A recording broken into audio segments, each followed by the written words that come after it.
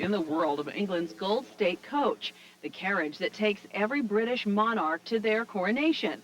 It's been used since George III became king in 1762.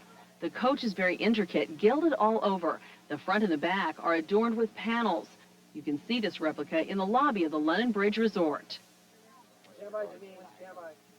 Welcome back, everyone.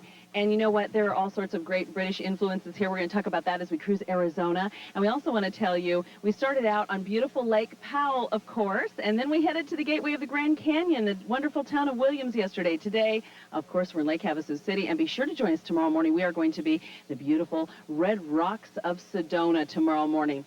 Well, again, the British influence is huge here in Lake Havasu City. Every fall, the city celebrates London Bridge Days full of all kinds of pomp and circumstance.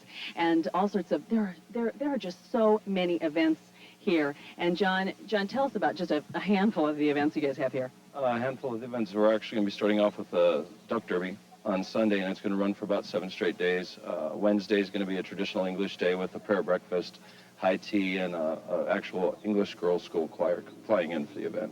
Oh, wow. We'll have live music every night underneath the London Bridge. The Marine Corps Band will be playing Thursday, and then we kind of end things up on Saturday with the parade. And we have these lovely ladies here for high tea this morning. And can you tell me just briefly, I mean, if you can, in a nutshell, describe what quit rent ceremony is. Is that right? Quit rent. You know, you're asking me, and I'm not really an expert on it, but it has to do with paying rent for having the London Bridge here, and the English people come in. We have the English royalty that come in. And you are the queen.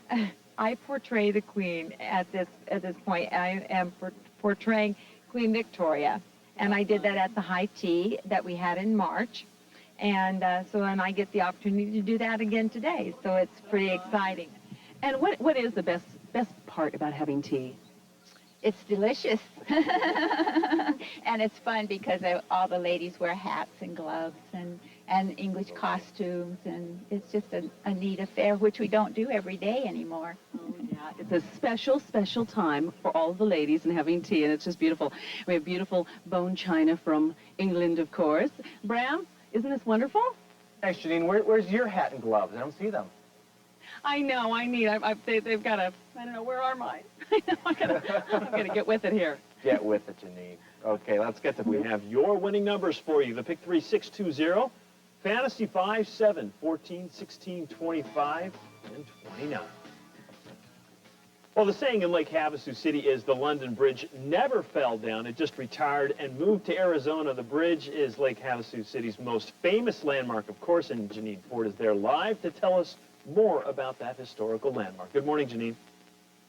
Good morning, Kevin. And you know what? The London Bridge brought us a lot more than a lot of people may realize. Did you know that the Salvation Army was started because of the London Bridge in a way? Listen to this. Back in 1887, William Booth saw the poor and the homeless under the London Bridge in London, and he wanted to help out, so you know what? He started the Salvation Army, and that's why they have this huge kettle right here in Lake Havasu City for the Salvation Army. And you know, the city grew up around the London Bridge, of course. When its founder, Robert McCullough, bought it in 1968, he moved it all piece by piece. They had to mark every single piece, and he moved it all the way, of course, to Arizona. And we were lucky enough to meet some of the people who were here when they put it all back together. London Bridge is falling down. London Bridge was falling down. Falling down, falling down. Then Lake Havasu City's founder got the bright idea to bring it here. I thought, great, my lot in life. I've cast my future with Looney Tunes. Lee Showbloom moved in even before the bridge to run the town's first radio station and watched the town grow up. I moved here and virtually 1,500 people, and most of my audience turned out to be jackrabbits and wild burros. But it was a strange start, but it worked. All because of the bridge. It put us on the map. But it took 2.5 years to get there. The bridge arrived in pieces from London and had to be rebuilt. There was no two stones connected. They were all individual stones. They were numbered and in placement. Val Striley helped with the huge task. It was exciting. Every day was a challenge. They built the bridge from the top down, stone by stone, using sand to form the arches, then taking it out to let the water flow underneath. It was like a big, giant jigsaw puzzle. But it fit. Everything fit in place. And it still does. To this day, visitors come to see the London Bridge and the city that put it on the map. I think you have a personal pride. You drive over the bridge, you say, I was a part of it. And I was a part of the town as it grew. Well, it's been a really exciting ride. I love it. And here's a little bit of trivia for you. Did you know that the Guinness Book of World Records has named the London Bridge the world's largest antique?